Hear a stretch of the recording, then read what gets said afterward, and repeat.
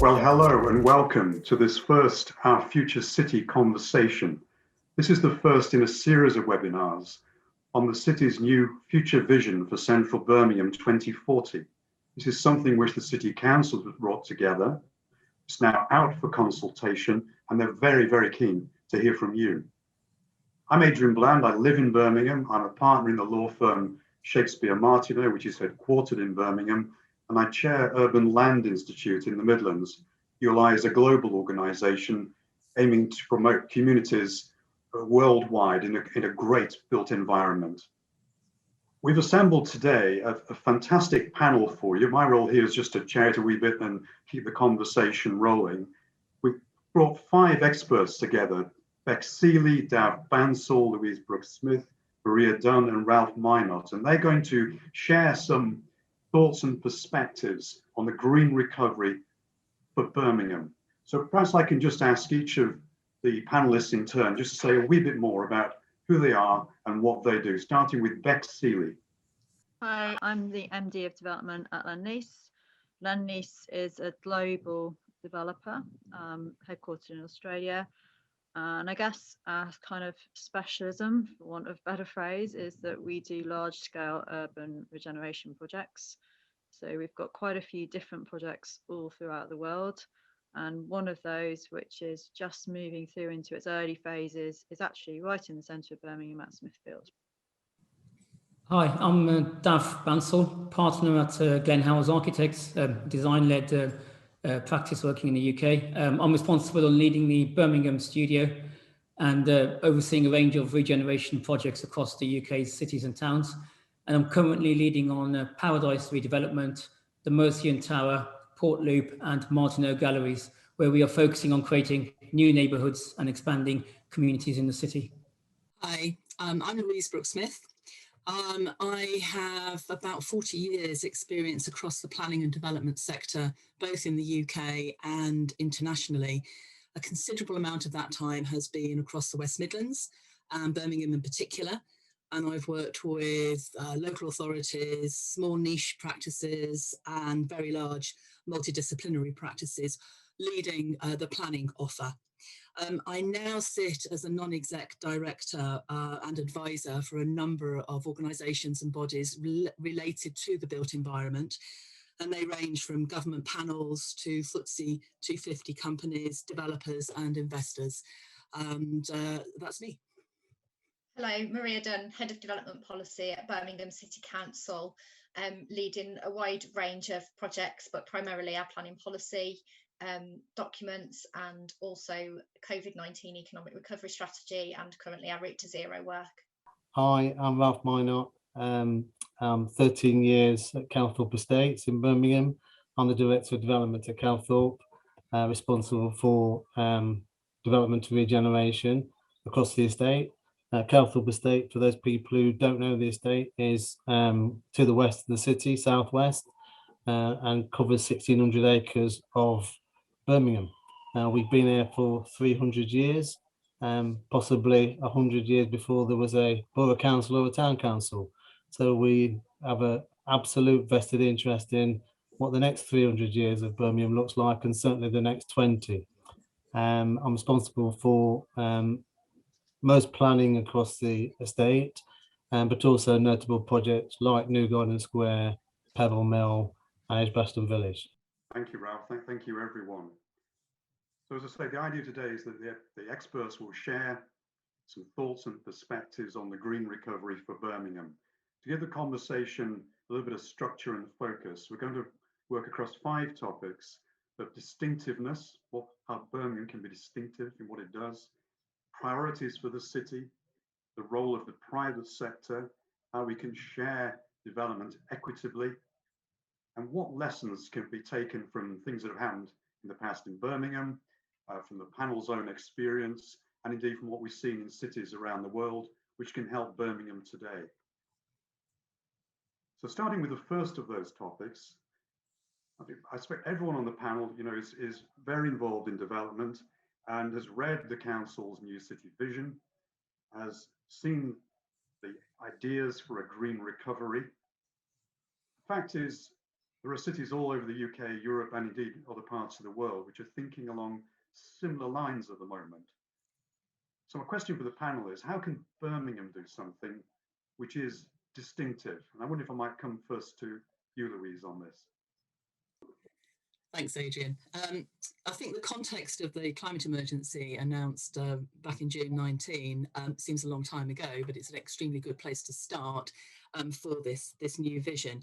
But let's be realistic. Look how much has changed in the last 12 months, let alone the last 5 years. I go back to the Highbury initiative back in the 1980s, and I've seen how Birmingham has developed, adapted and changed over that time. So one of the things that I think that we need to be realistic about is that whatever plan we have, in whatever format, it has to be a flexible plan. We've got a 2040 date on this. Let's just think about what on earth could happen by 2040. You know, that's a long time.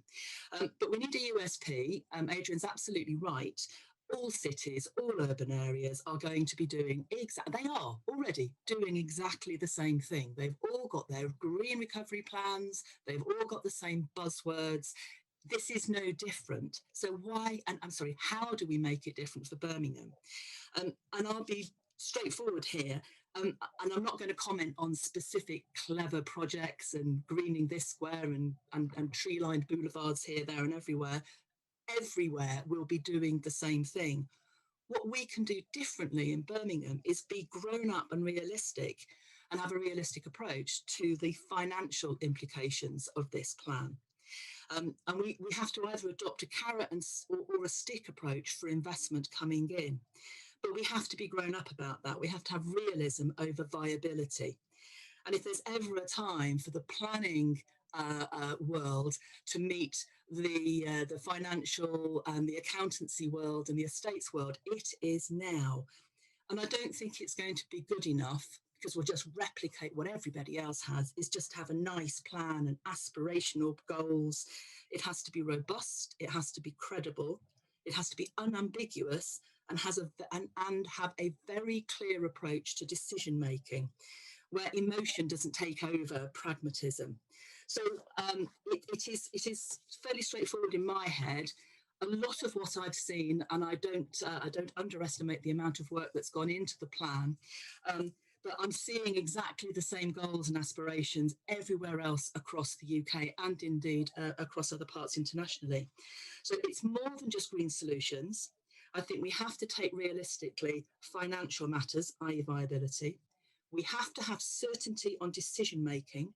So I want to see this plan as a statutory document, not a non-statutory guidance document. That's not going to give any certainty to investment and development coming in. And it has to be adaptable, because all those clever solutions, green buildings, greening, the route to zero, will be very different in 5 years' time, let alone it could be 3 years' time. So it has to have a degree of flexibility in it. And we have to take on board digital approaches. So certainly prop tech, plan tech, and city analytics. That's how I think we can be clever about this plan and make it a useful plan for investors and developers, because unless they like it, nothing's going to happen. I think what Louise has said is absolutely spot on in terms of, you know, how do we sort of get smarter and more effective in delivering our ambitions. But I think at the same time, there's also cities like Copenhagen, Berlin, Barcelona, Vancouver, and even London that have gone through these huge density growth patterns, and yet they remain hugely attractive and healthy places where people do want to live and work. So how can we learn from them, you know, their mistakes and their successes as well? They've also delivered on strong leadership, economic growth, density, quality of life, and infrastructure. So we should understand the key principles and the lessons learned, and build from that. I mean, Birmingham can be distinct in its makeup, where our multicultural communities, young population, local artists, businesses come together to form the DNA of the city. And I don't think we've got a problem being distinct, but I think the challenge is to get the basic principles right by learning from other cities on how we pay for these changes, its effective governance and long-term management. I don't know who wants to come in there. I just wondered, Maria, from a public sector perspective, you're obviously very involved in developing policy at the council. Does this sound like the private sector just pushing back, or how do you react? Yeah, I think I'd agree in terms of the need for flexibility. I think one of Birmingham's unique opportunities is its aspirations around achieving net zero carbon. And I think there are real opportunities there to push that agenda through this plan. In terms of being distinctive, we've got some ideas around transport, which are set out in the draft Birmingham Transport Plan, which are quite innovative. And I think, really pushing on and delivering those will help support this plan and make the city much more attractive to investment. Well, you see these things more globally through Lendlease, Bek. How do you react to what the city is planning here, and what Louise has to say about it? And so I think the key is around deliverability, and so I think Louise hits hard on the area that I think challenges everyone in the world right now, which is viability. Even cities that, frankly, not about to deal with that very much in the past are now suddenly having to deal with it. But viability in terms of the overall outcomes we want to see. So, ensuring that we deliver places everyone wants to live and can live, and that they're affordable and accessible and diverse. What I would see, as having trained in Birmingham, living pretty close to it right now myself, is that where Birmingham can develop an edge is that it has a huge amount of talent in actually making things happen and doing things. And so the kind of classic workshop of the world phrase could really be reinvented into how we do this rather than just talk about it. It also has a lot of the innovation and thinking in its huge depth of universities and broader education and cultural institutions. However, it's harnessing that and applying it to delivering this, which, if we get it right, it's an amazing opportunity, and it really will push us forwards, absolutely on the global space. If we don't, we might drag along, and so we all need to focus on how we make that happening. I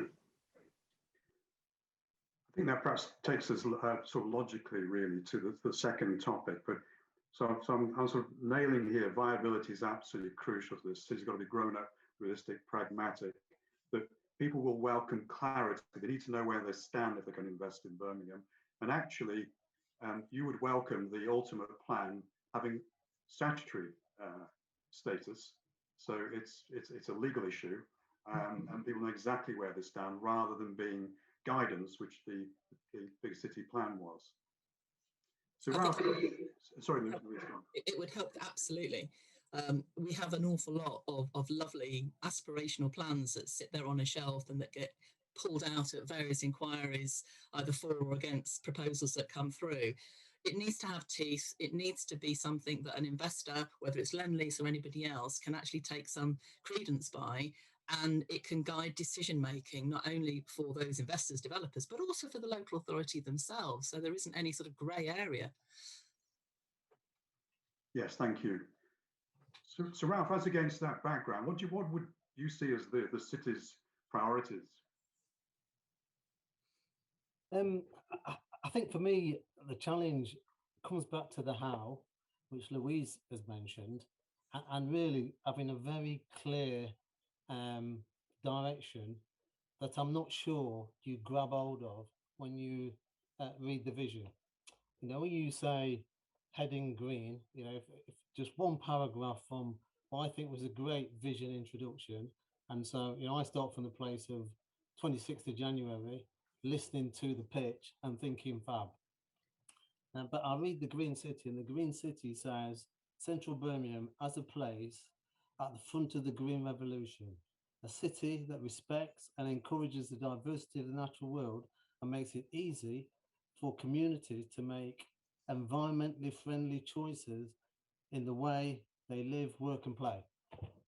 Now, when we're saying let's develop South City, which is a district where really embracing in this vision, and West City, both districts are part of Edgbaston.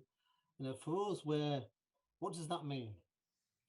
And all of the stakeholders that make that happen, that put off our investors, put us off, all of the stakeholders need to understand what that means. What do West Midlands Combined Authority think that means? What does the LEP think that means? What does Transport West Midlands think that means? What does the city think that means? What does the planning officer that we get to at the end of the Mexican wave think that means? And so when we come and say, oh, we've got somebody who wants to spend £100 million down the road and wants to understand what their priorities are, somewhere in this, there's got to be a statement where the city say, we have all of the investment stakeholders in the public sector speaking one tone. You can be assured that if you want to invest £20 million into Five-Way Station, we won't take £10 million of Section 106 and sill off you and put it somewhere else that we never use it. We'll make sure that that collectively is used to improve that bit of green infrastructure. And wherever it is, for me, there is a how that has viability in it. You know, every one of us is going to talk about viability. And it would be fantastic if this vision had a viability section. And it talked about how viability will crossroad with every one of the principles that we're trying to achieve, and that the city are really grown up in embracing that. Because, you know, we sit all the time seeing investment, seeing lots of things taken away and not actually seeing the results of it. You know, there will be millions of pounds of sill and Section 106 that we've seen passed through regeneration on the estate, I suspect not used today, 5 years on. Now, we're not going to see a city turn green unless all of the effort, all of the sacrifices, all of the, you know, conditions that are attached to any bit of investment are directed and prioritized in a certain way. For that to happen, all the stakeholders need to be speaking the same language. And I'm not sure they necessarily do. You know, we can go and see West Midlands Combined Authority talk about something that is not necessarily on the city's agenda. And this needs to really change, because regeneration on this kind of scale this vision is talking about absolutely needs all of these bodies together.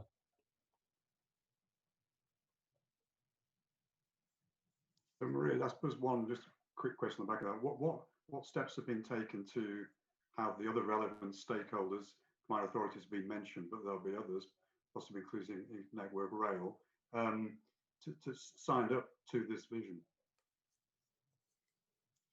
Yeah, I mean, that's very much the purpose of this consultation, really, to engage the widest range of views possible. So in terms of developing the vision, there have been some initial conversations with key stakeholders, but that this process is really, really important in shaping that vision further. And I would urge everyone to respond to that. Adrian, I'm the chair of the place board for the LEP, Greater Birmingham and Solihull LEP, and I know that we would be delighted to be able to input into this, and we are obviously inputting into this plan, but a lot of the comments that will be coming through to you during the consultation period will be, not surprisingly, what I've already covered. So it's got to be realistic, and you know, we really do want to see this work. And we want to be able to work with the City Council, the Combined Authority and industry out there, just to be able to get this over the line, and it not just be a document full of buzzwords.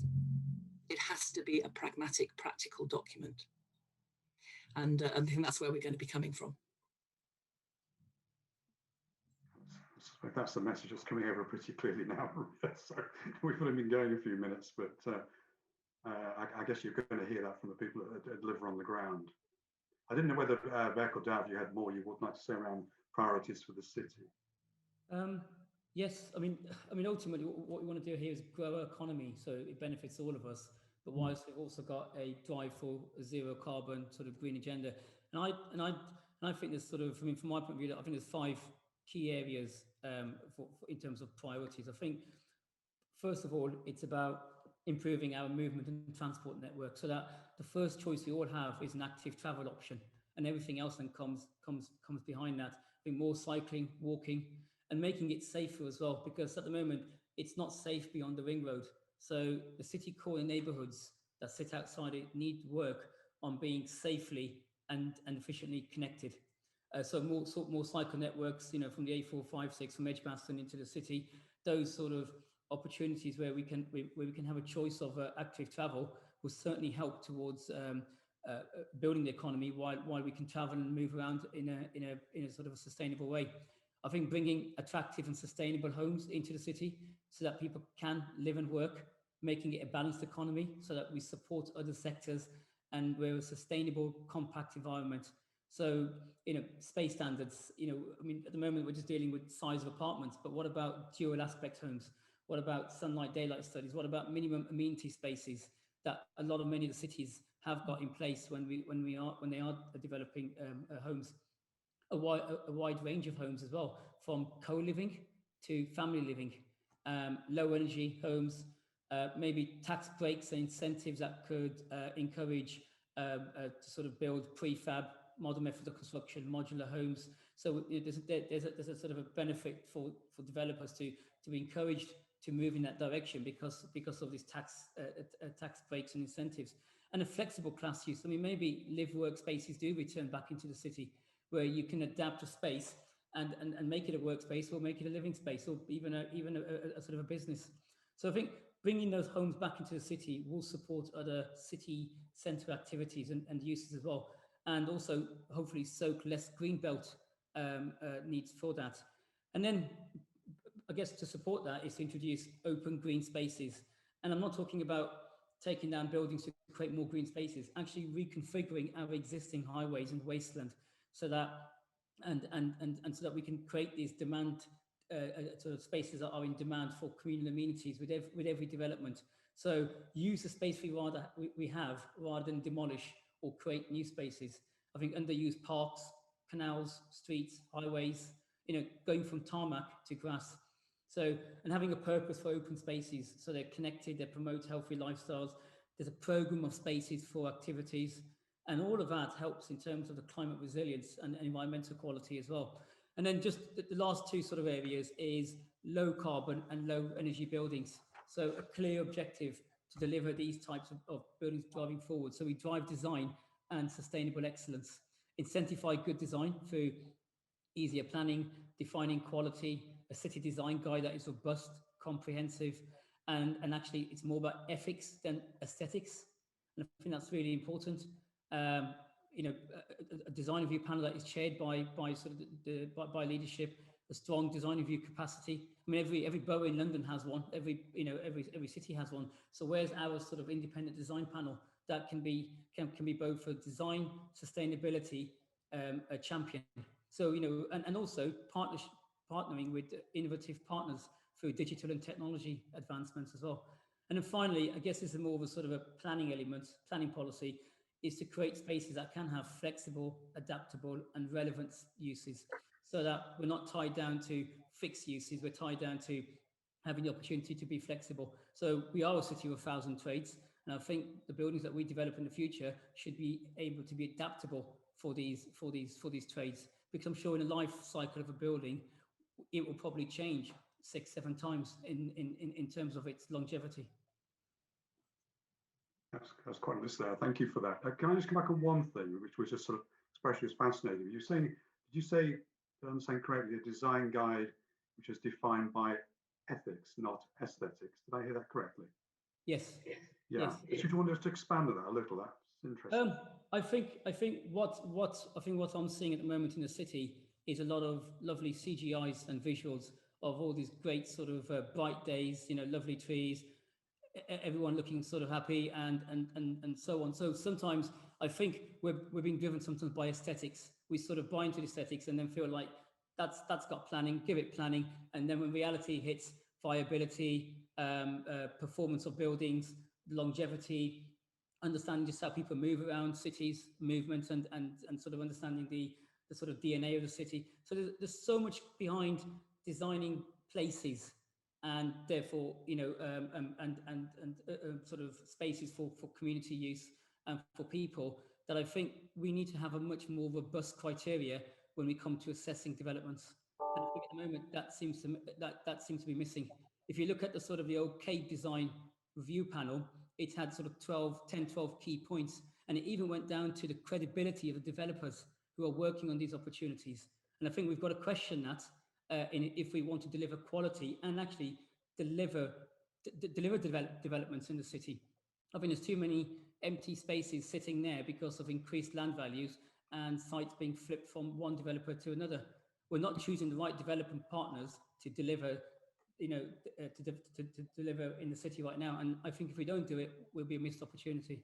Yeah, I must say that last part, I agree. I mean, we all work in Birmingham, and it's not just Birmingham, but you all know, you see some pie in the sky schemes and you know who's behind them, and you have a fair idea, are they going to deliver, aren't they? And you groan when you see sometimes the name associated with a particular scheme, because you know it's just never going to happen.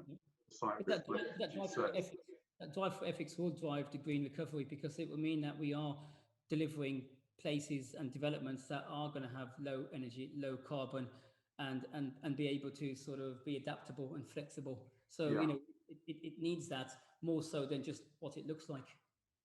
Louise, I think you were keen to come in.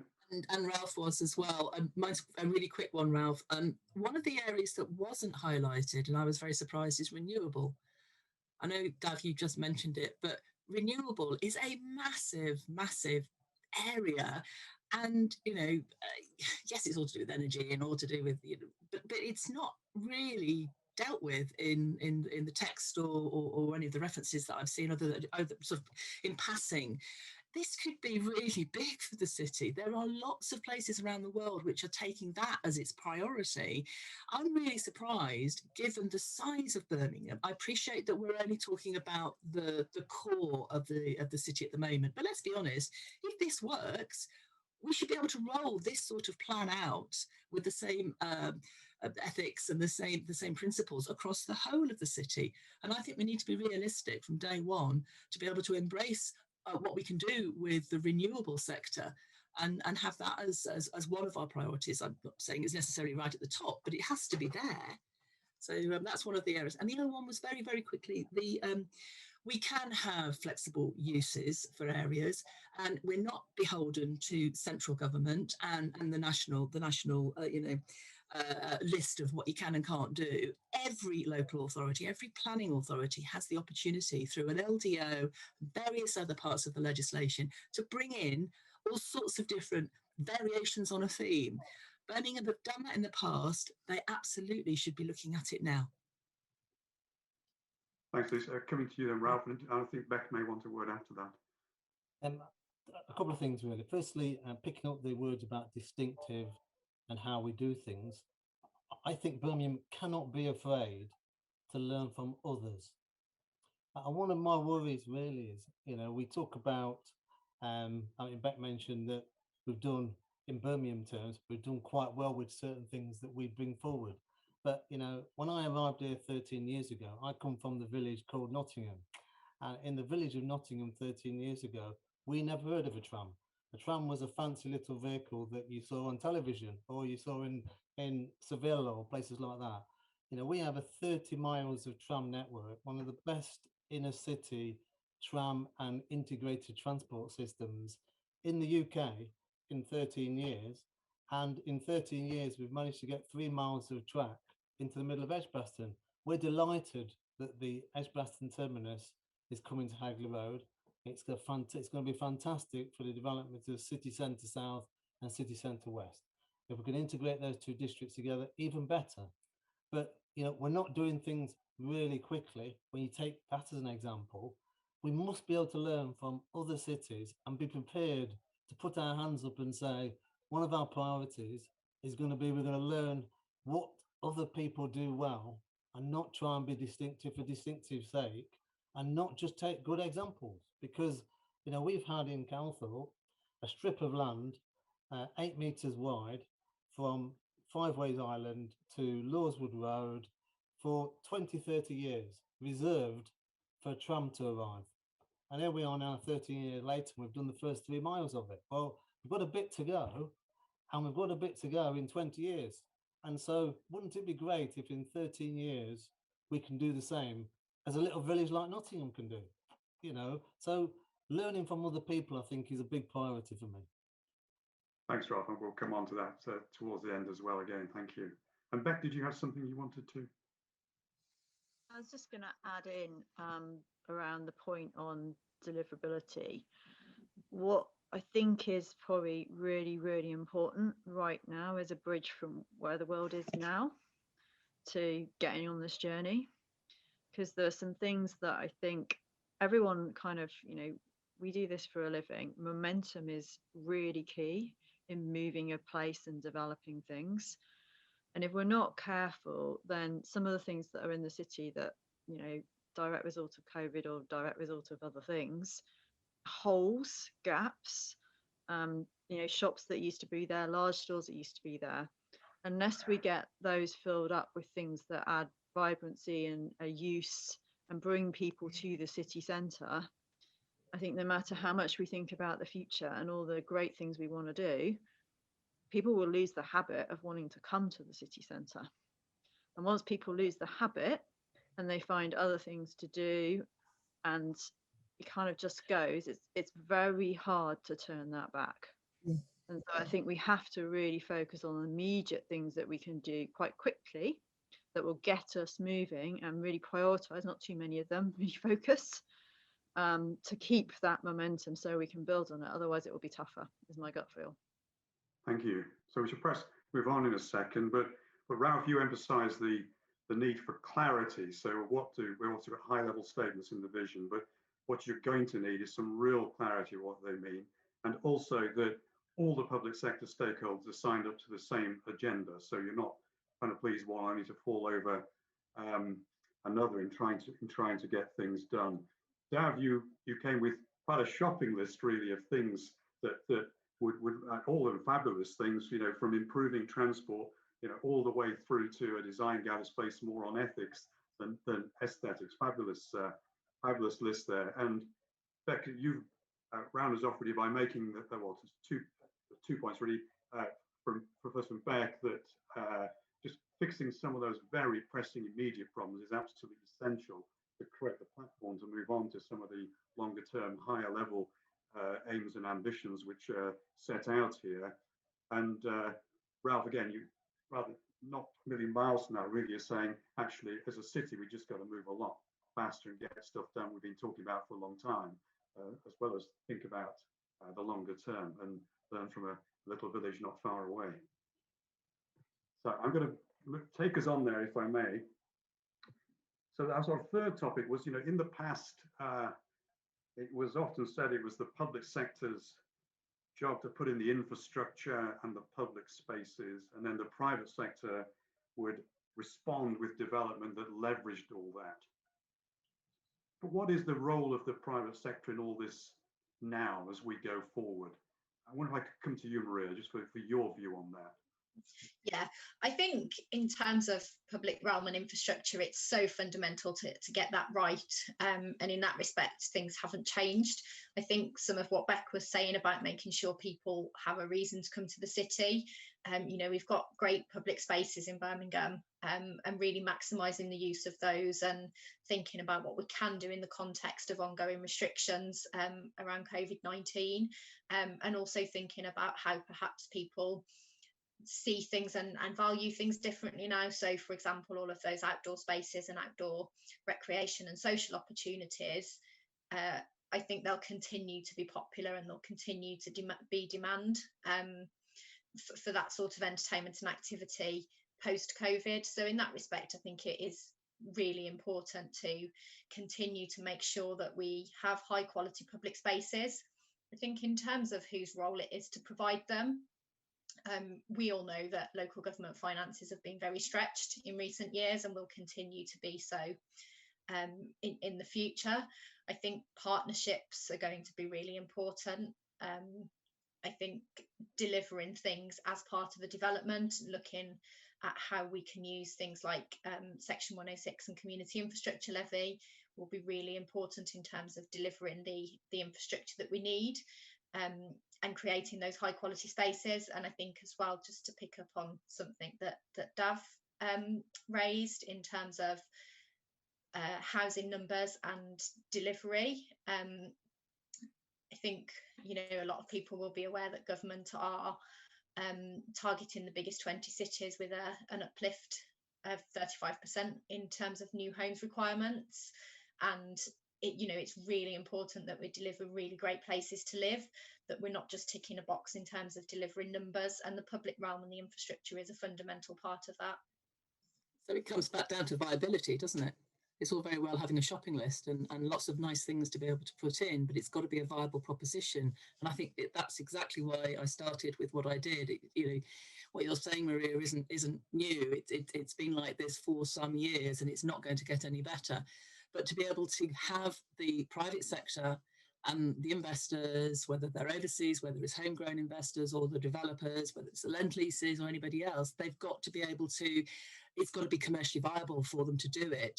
So not only do they have to buy into this, which I'm sure all of them do, ESG, you know, the markets, FTSE, it's all going that way. We're all aware of that. But so they can buy into it, and they can account for all of that in their viability reports and their valuations and all the rest of it.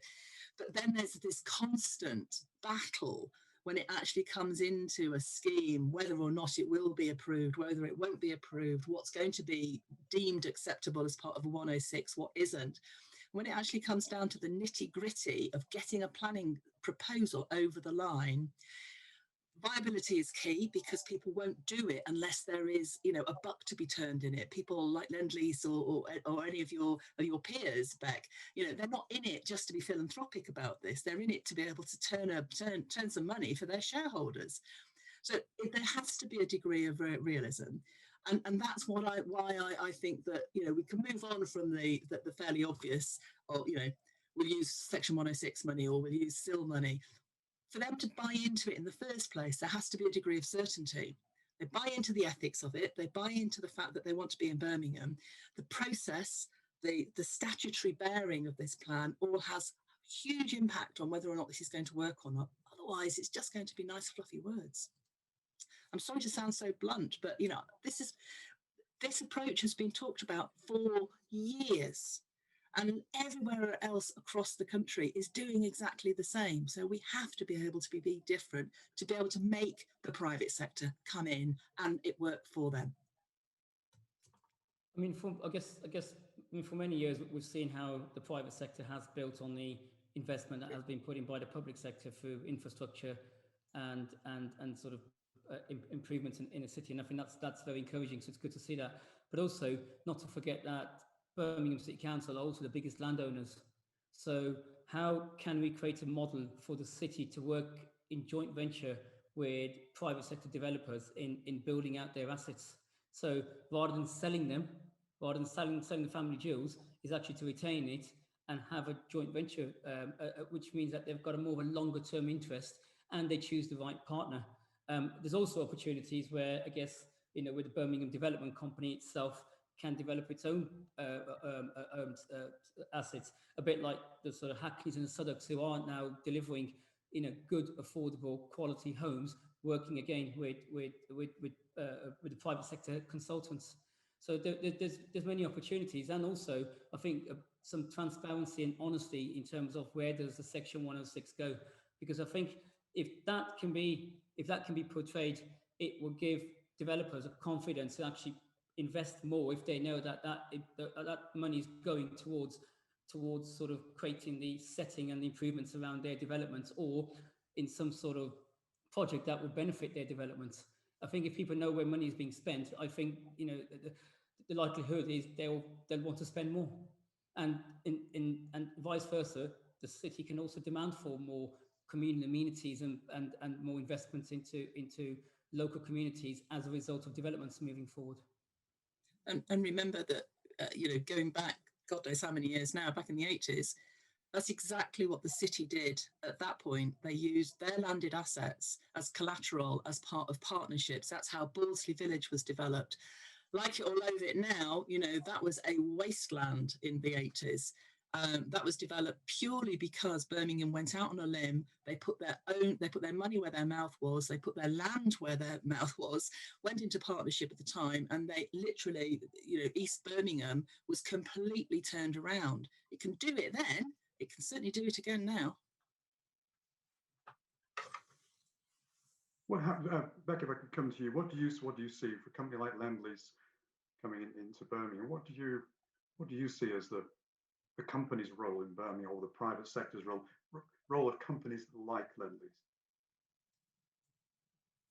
I think it's really interesting because there's a lot of commonality actually in what both Louise and Dav are saying. So if I look at, you know, sort of the Lendlease business model and how we work, then, you know, we do put a lot of things into our schemes that create a great place. You may argue some of those things are over and above what you technically might need to do.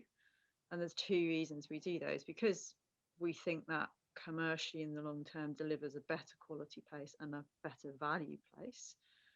And then also because I think it's something like 70% of Lendlease projects are in partnership directly with government, local authority, city, whatever the organisation structure is in the country.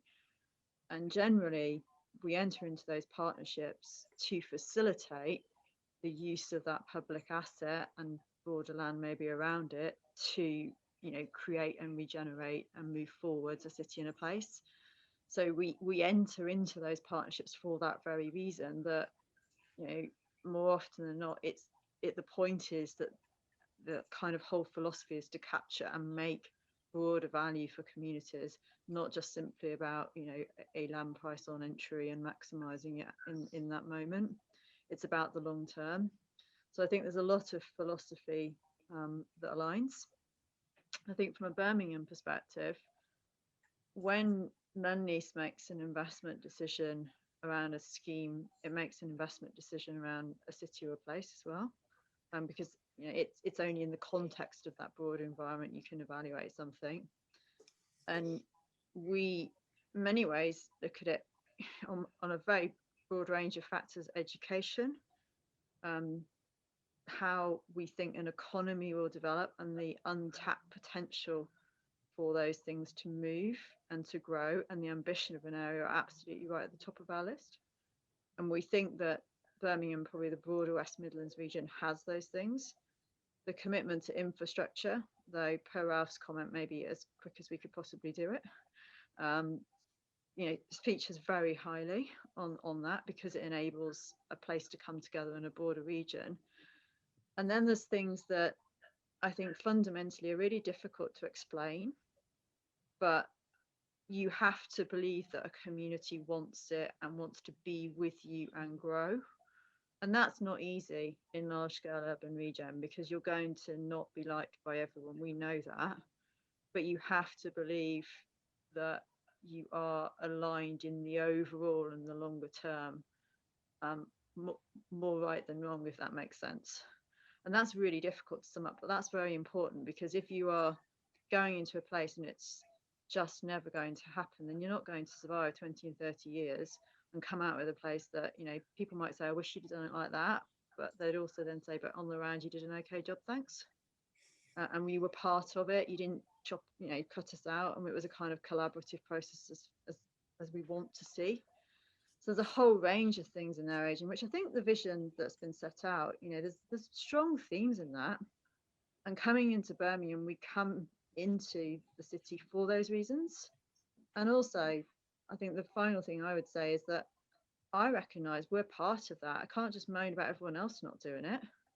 We've all got to play our part and make it happen. And so, therefore, being able to collaborate and to help the council and the broader partners make things happen, as much about us doing it as saying everyone else you need to do it.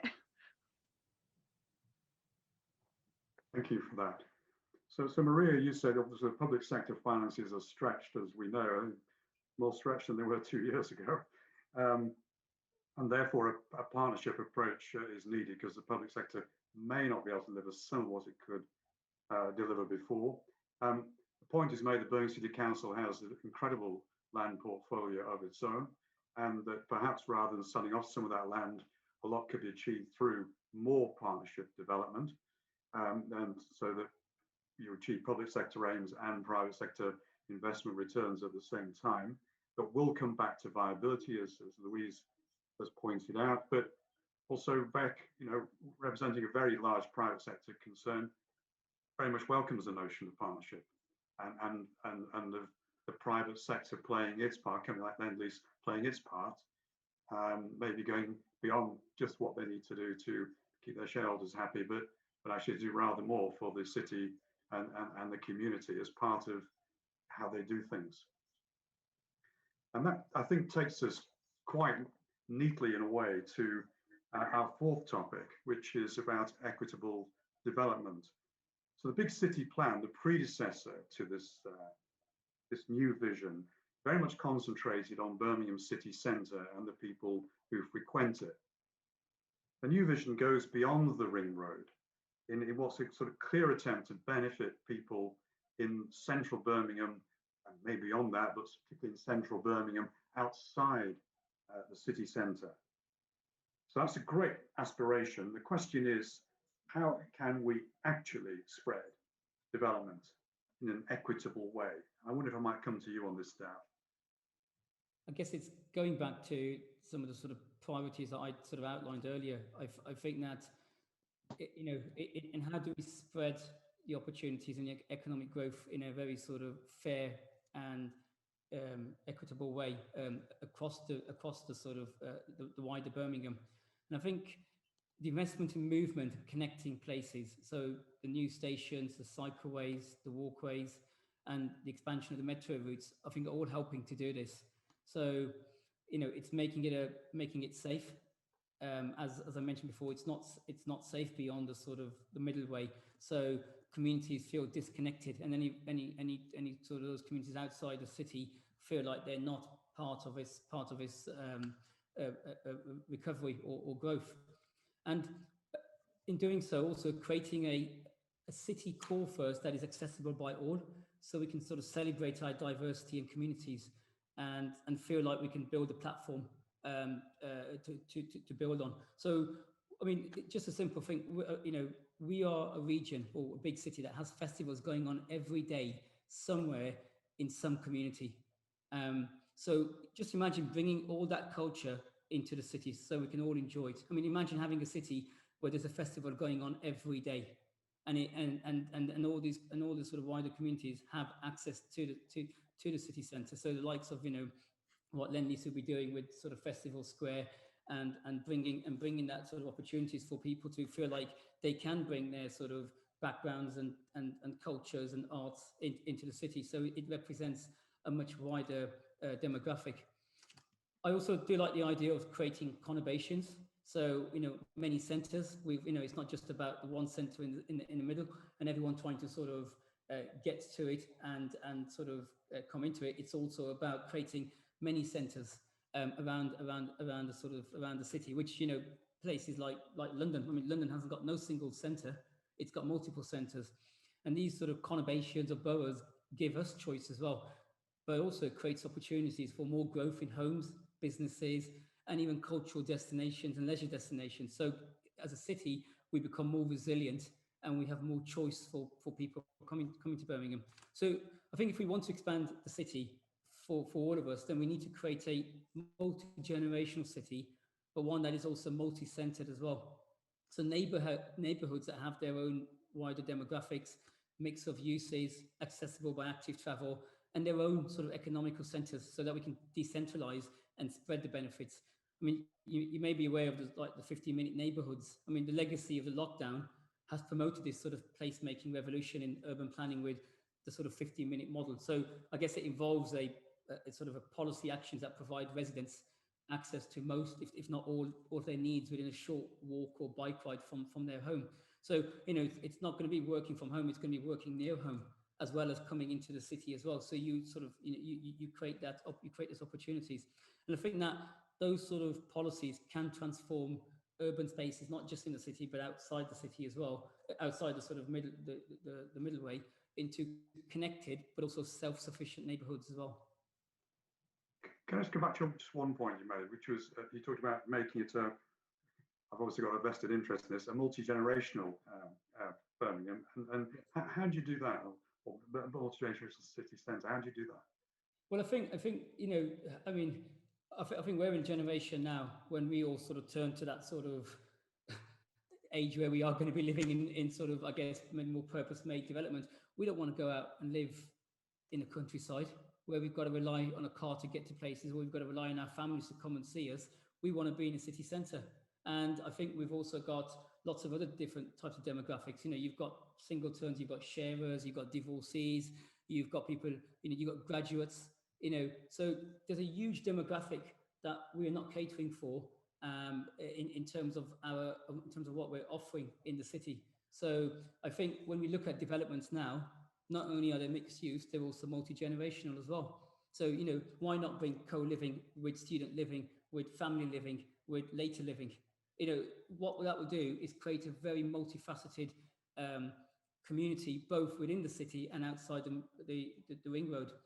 I mean, my parents, since, you know, I mean, they come into the city to you know, pre-COVID, catch a train into the city to go and have a drink at the station.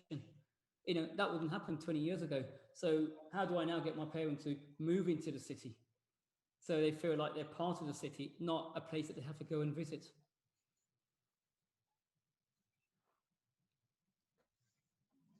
I'm going to throw this open to other comments here. I'm guessing the 15-minute neighbourhood, though, is probably a topic close to Ralph's heart.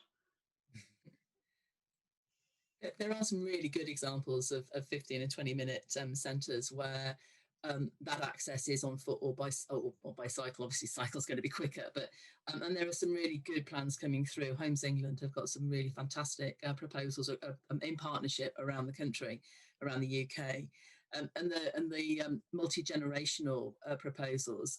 I mean, I looked at a number of schemes in the Netherlands where you've got literally nursery schools and later living complexes together, and student accommodation and later living complexes together. You know, it works. What it needs are a few more investors and developers to embrace that model and then explore it, you know, with bricks and mortar in the UK. There aren't that many in the UK, but they're in the pipeline. And I think Birmingham is, you know, perfect example. It's a young city, but, you know, Adrian and I are getting older, and you know, we don't want to be farmed out, you know, to some OAP home in the middle of Warwickshire. We still need to be able to access things.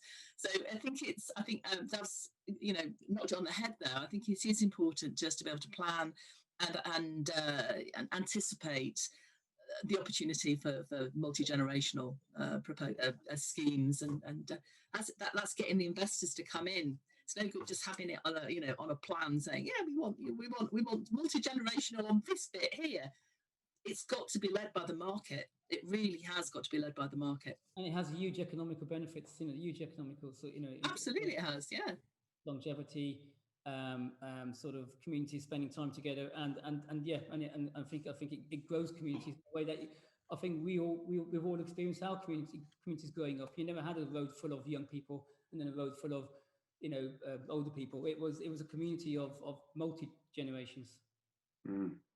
Yeah, I think for me, I'm really wedded to the district concept. I think it's fabulous. But for me, I think whilst it's defined now, and I think we all are feeling, yes, this is the direction of travel. This is almost the next layer for me. This jumps straight to the more detailed plan. How is our district of West and South going to be defined? One of my biggest worries about that is that we can do lots in our two districts that we sit in, both in terms of detailed framing, working with the city, and being very clear on the direction of travel, how to encourage investment. But the problem then is what happens across the line? You know, when we talk about creating a sustainable Edgbaston or a sustainable Ladywood or whatever, what happens when we step over the roundabout and we've got to go down a racetrack, or we've got to go down a motorway, and there isn't a green corridor, and there isn't a cycle route, and there isn't, you know, all the other things. So, you know, this integration of the neighbourhoods is another topic that's mentioned, and I think that's as important as the neighbourhoods.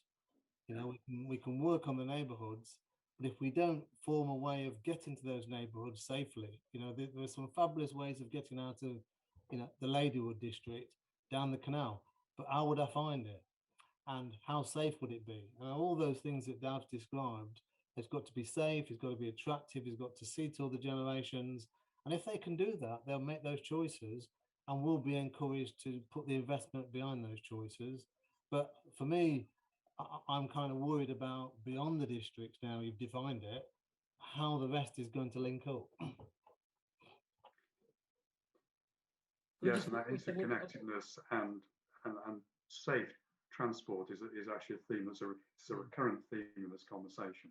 I mean, one point I just thought to make is just what Bek said was that community engagement and that stakeholder engagement is hugely important, because that's another way of making sure that, you know, we are creating this equitable sort of growth for different generations, but also for the different centres and communities, is to bring them in and get them involved with how not just their sort of centres, but also how the city centre is also going to grow. And I think that community engagement cannot be underestimated. This is not about consultation events. This is about bringing them right from early on and getting them fully engaged and sort of being very transparent about the opportunities, so they can help to drive that direction. And reflecting that, I know we're just talking about the city centre at the moment, but it's a bigger city centre than we've previously referred to, which gives the opportunities for neighbourhood plans to be prepared and pursued through. And neighbourhood plans, again, love them or loathe them, there have been some very successful neighbourhood plans. There have been some incredibly NIMBY-like neighbourhood plans, but if they're done properly, they're really effective. But they have to be led by the plan above them. And it's another reason why, if we are going to be pulling together something and adding to this particular plan for the city, far better for it to be a statutory document. It can then guide the neighbourhood plans that follow through. If it's just a guidance document, it won't have that much strength. It could be aspirational. So there's lots of good reasons to be able to support all, you know, the districts and have the neighbourhood planning system, which government is still endorsing. They like it. It's not going anywhere. If anything, it's going to get more important. And it can then, those neighbourhood plans for those districts, for everybody who lives in living in those districts, can then be able to be guided by a fantastic green route to zero plan for the greater area. So it does make sense. Final word from you, Maria, on this one? I think just in terms of the transport and the linkages, yeah, it's really important that the different communities link up and that they all have access into the city centre and indeed the communities beyond this plan's coverage. There's lots happening in terms of Birmingham Transport Plan and sustainable transport. We're looking at delivering sprint bus services across the city. We're looking at increased rail coverage across the city.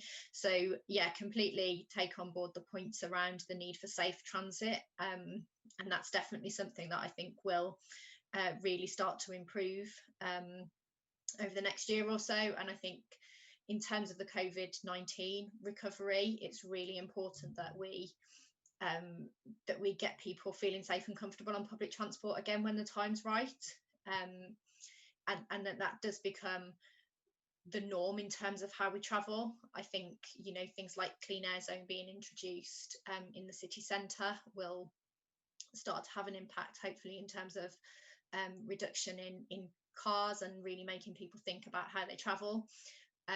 Increase in electric charging vehicles, making sure that there are opportunities for people to, if they choose to travel by car, do that more sustainably. In terms of the inclusive growth point in the question, it's something that's really important to Birmingham.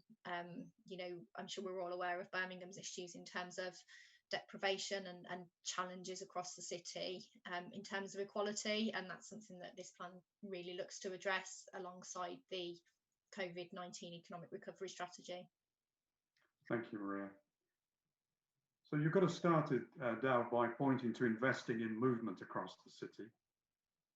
Safe travel, essentially across the city, whether it's by bike or whether it's mass transit or whatever it is, having a city core that's accessible to all communities and actually celebrates all communities. There's also having multi-generational neighbourhoods and avoiding age segregation and having a multi-centre city. We moved on to talking around 15-minute neighbourhoods, which are much talked about at the moment. And Ralph pointed to the importance not just of having really good, viable, thriving 15-minute neighbourhoods, but actually how those neighbourhoods integrate with each other, relate to each other, is also very important indeed. And Louise extolled the virtues of neighbourhood plans, which sort of love them or not. Actually, they can be very valuable indeed, both in terms of planning a particular neighbourhood, but also getting a real sense in the context of a firm statutory framework, as what the city plan is, as to how the whole city knits together to form a really dynamic city, really great place to live. And that takes us on to our final topic. So you've all been actively involved in development in Birmingham and perhaps also in cities across Europe and indeed beyond Europe. You also know well about the history of the city and some of those other places as well. So my question for you is, what big lessons do you draw from that knowledge and experience which can help Birmingham now and its green recovery now? And there's a kind of supplemental question there, which is, are there particular cities, some have been mentioned already, are there particular cities from which Birmingham can usefully learn, whether it's because they made such brilliant smart moves or it's because they made some howlers that we want to avoid? And I wondered, Bek, given Lendlease is a global concern, if I could come to you first to get us started on this. Yeah, I think, there's definitely themes that run through cities across the world and how they move forward, given that, you know, the world is so diverse, you know, nowhere is ever going to be exactly the same. I think probably the biggest thing that is common is around long-term aligned leadership. So how you do that, I think there are multiple ways of doing that. Louise has picked up the one in terms of statutory. I don't think that's necessarily the only answer. There are different ways of doing it, but I think having that and that everyone is, irrespective of the kind of political detail differentiation, aligned to the bigger picture is critical. And so I think probably part of the process that is going through now on the consultation is around trying to build alignment and make sure that you know, we have that. I think also there's a big theme around simplicity and prioritization. So cities that I see, talking to my global colleagues, and places where I think they, you know, Lendlease sees a stronger investment position, are places that are quite clear about what they're trying to do, and they're not biting off more than they can realistically chew. Equally, they're not cutting short ambition, and that's a fine balance. We all know that. But if you've got a list of 100 actions, you're going to fail on some. If you've got 5 big things you need to deliver, I think there's much more chance that you get there, and then the 95 other things will fall off the back of having done the 5. So that kind of prioritization piece is critical. And then the other theme that I look around the world and I see some really nice examples that are just so simple, is just focusing on sometimes those small local community initiatives that are cheap often and allowing people freedom to do things. And I was actually thinking, Ralph, when you were speaking, one of the things that definitely we struggle with actually in Birmingham is navigation.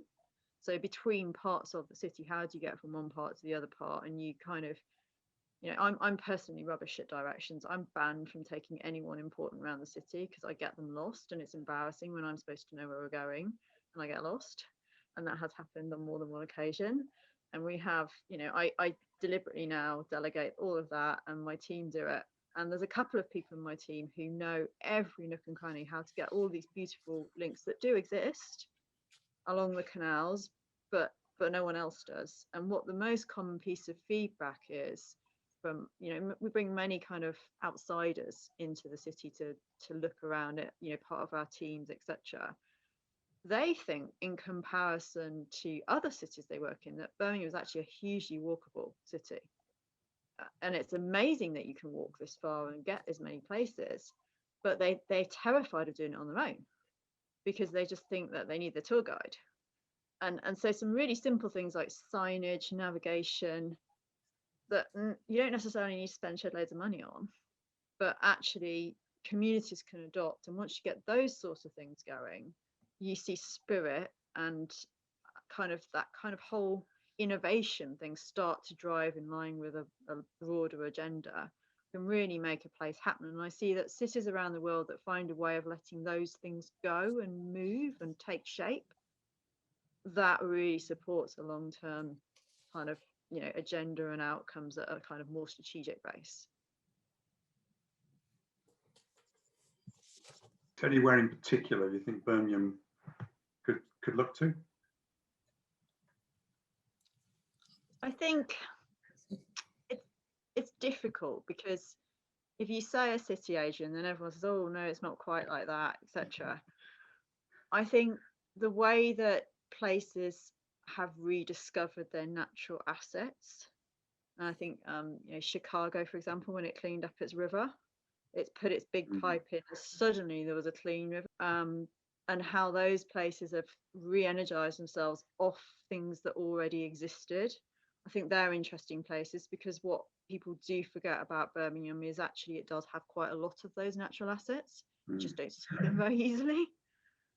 Those places like that, I think, would be interesting, and I definitely look at. I equally look at some of the challenges of cities that have moved maybe a bit more quickly than Birmingham, and think around how Birmingham works to avoid some of those issues, and they're probably more around affordability and social outcomes, and making sure we think about that a bit more carefully as well. Did you not notice I avoided putting my foot in it on any city comparison? You did actually. You've obviously been coached. Louise, can I come to you? Well done, Bek. There are the most obvious ones like Singapore that everybody has at the top of their list for, the most successful city in the world. There are some really good examples in Singapore, but it's a very different governance system, which means that you can have some really good, clever and expensive green solutions that the government back, and the tax regime of makes it all possible, like a magic wand. So there are lots of good fundamental things there which are useful to have a look at with green solutions. But in a way, a lot of those are not going to be appropriate for Birmingham, but there are some really good examples elsewhere. For example, Vienna. And if you say Vienna, people have got this connotation of what Vienna is like, but it's actually one of the greenest cities in Europe, and it has a phenomenally successful public transport system. And there are lots of elements of that public transport system that can be looked at, and the good bits copied, basically. Munich, it's got a very strong policy and principle of walkability. And again, a lot of the signage around Munich, okay, it's a smaller city than Birmingham, but a lot of the signage and the wayfinding and all of those wonderful buzzwords can be adopted from somewhere like Munich. Madrid has got its current regime is very much pushing along renewables. And then you've got, massive places like Sao Paulo in Brazil, who are embarking on a phenomenally huge citywide approach to renewable. Now, if there is ever a city that you just cannot walk around, it's Sao Paulo. It's appalling. Everybody travels by car, and they are trying to change the approach across big parts of Sao Paulo. So is there one city that we can say, oh yeah, they're really good, we'll just copy all of that and just rebadge it Birmingham? I don't think there is, but there are lots of good examples elsewhere where they've gone through all the heartache, they've tried, they've tested, they've changed it, they've adapted it, and they've come up with something that actually works. And we can then, life's short, we can adopt those approaches, learn from other people's mistakes and bring them into Birmingham.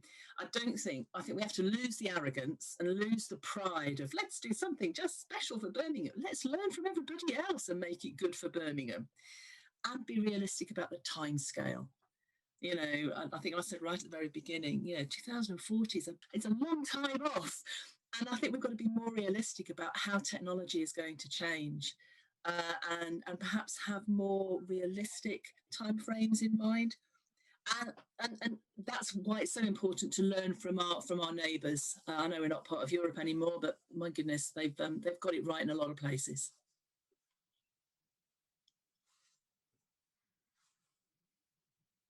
Thanks, Louise. Anyone else like to come in on that? Was quite a statement. I mean, ultimately, we all want to live in places or enjoy cities where we feel healthy and have a sort of our well-being is at the forefront. I think that's what makes us remember those places or where we want to spend time. And I think what's the common theme with all the cities that everyone's talked about is one is about sort of how they're promoting health through leisure and sports. So people are spending more time doing things with their family, doing things with their communities, and being more engaged. And the other thing that I think places like Chicago, Madrid, and all the cities that we've mentioned have invested in is arts and culture. Mm. If we want to be in places where, yes, we live and work, and that's part of our sort of human function.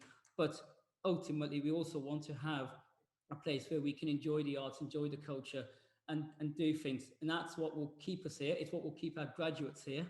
And it was what will keep wealth and a real economic growth in the city. So I think we can't start spending less on arts and culture.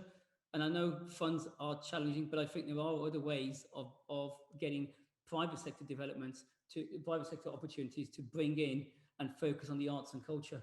And I think that's hugely important because many of these cities have turned around because of those sort of investments. And it's also the things that we remember when we visit these cities. Mm. And part of it, none of it is going to be, as Louise said, it is going to be 20 years. It is going to take time. We're not going to turn this around, in a few years. But I think what we should have is a clear plan for a short-term, a mid-term, and a long-term sort of phasing, so that it's a continual thing. And I'm sure when we get to the end of 20 years, we still won't be happy.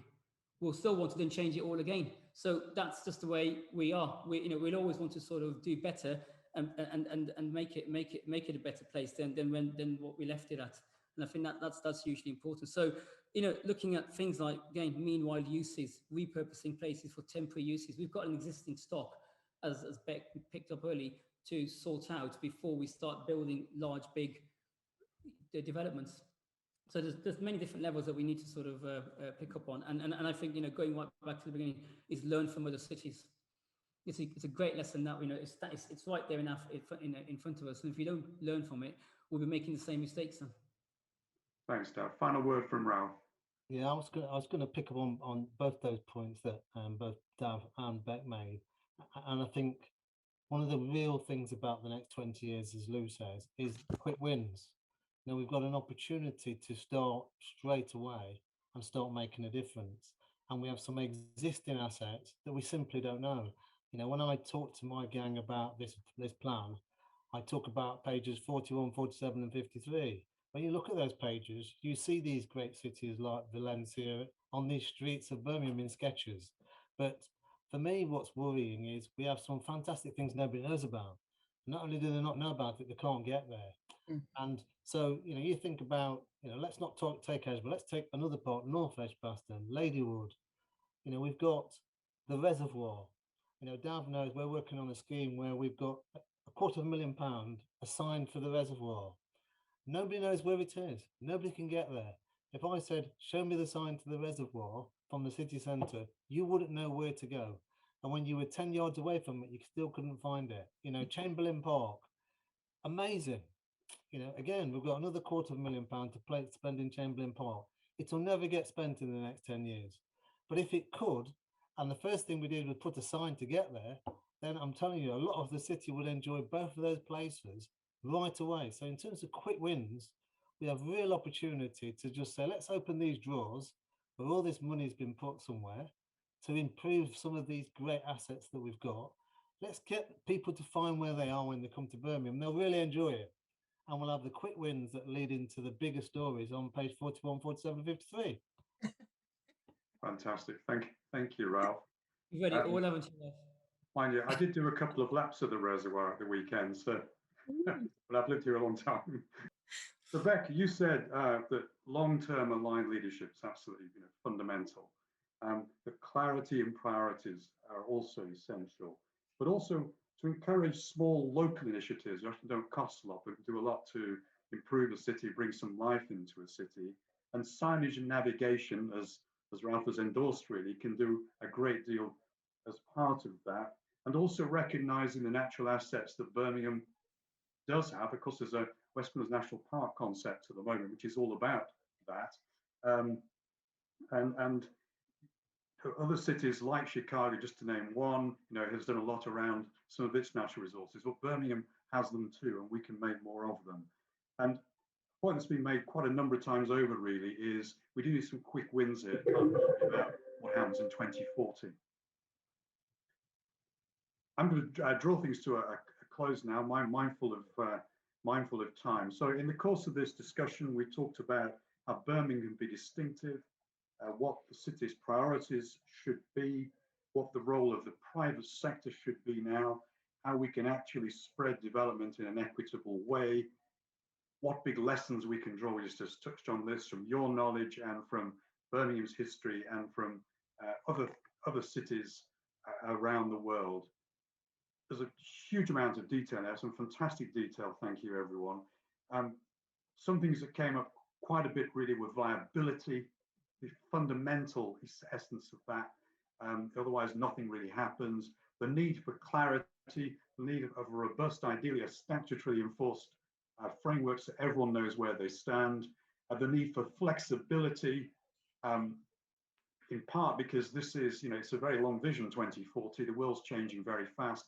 And the point is made, what we really need is some quick wins, some short, medium, and long-term objectives, and accept that the plan is going to have to change a great deal in the length between here and 2040.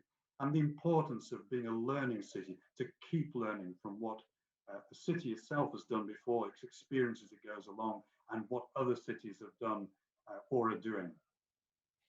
This is the first of a series of webinars. I hope this has been a great value to you. There will be a number more. Birmingham City Council will be publicising them. Don't miss them.